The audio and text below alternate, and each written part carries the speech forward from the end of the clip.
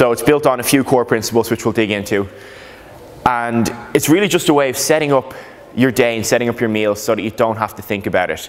So like it says on the front, it's a simple nutrition guide you can live with to help create better habits so dieting never has to be a chore again. So I want this to be you guys thinking, right, this is what I do day to day. And if you walk out and you don't understand that, I've failed. So if you do have questions or if you do have anything that doesn't make sense, please stop at any point. Just throw the hand up. If it's something I can answer there and then, I'll answer it. If it's something that's better served being held off for later on, or if it's something that's going to be answered by something else, I'll tell you. So if you do have questions, don't be afraid to ask them. The whole goal is to create better habits so you never have to do a conventional diet again. The thing about dieting is it's inherently unsustainable. Trying to under-eat to lose weight just won't work long term. Because again, your body has a set amount of calories and a set amount of energy it needs day to day. If you try and outsmart that, it's going to kick back at you. When it kicks back harder. It's like everything your body does. You do a little workout, you get severe DOMS. You eat a little bit of sugar, you want to eat all the sugar. Your body has this incredible overreaction to almost any stress you put on it because it's trying to protect itself. So if you go into like this kind of starvation approach almost, it'll kick back pretty hard and go, hey, give me all the food, which is not good. So the goal is really going to be to reset your body to normal.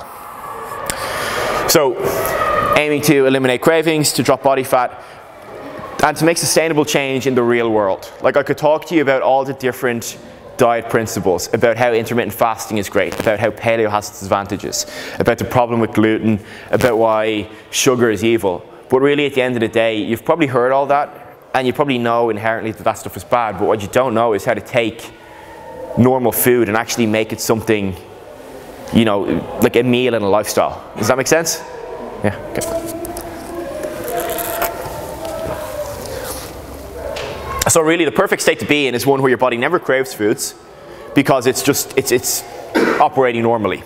Like there's two kinds of hunger. There's, you know, the sugar hunger, the one where you're ravenous and you'll just eat anything that's put in front of you. It's like an immediate onset, oh shit, I need to get something now. And you don't even feel it coming, but it comes and all of a sudden you're a slave to whatever's put in front of you.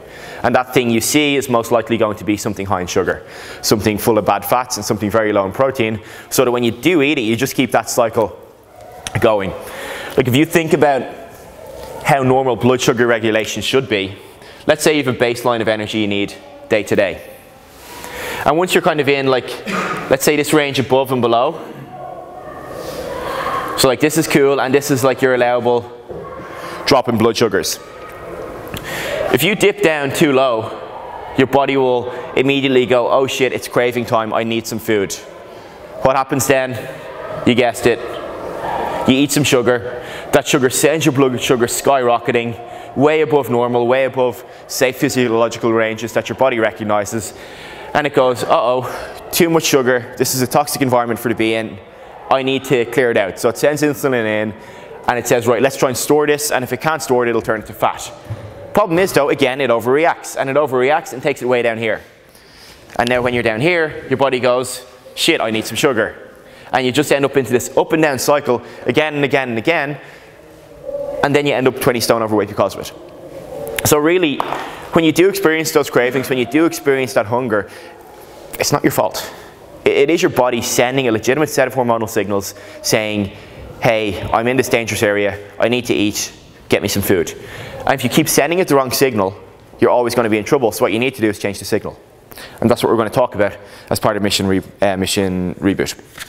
So, as well as that, I'm going to go into a little bit about how I diet, a bit about the struggles I face, because I'm pretty sure my struggles are your struggles. Like I'm not going to pretend I'm perfect. I have bad days as well, and I have bad weeks. I had a really bad December, and most of January. I'm back on track 5 days though, and the reason I'm back on track and doing so well is because of the steps I'm going to outline for you today. So, this is the way anyone who's been successful with me with nutrition has done it. And it's just the first time I've actually managed to roll it into a set of processes you can use and take away.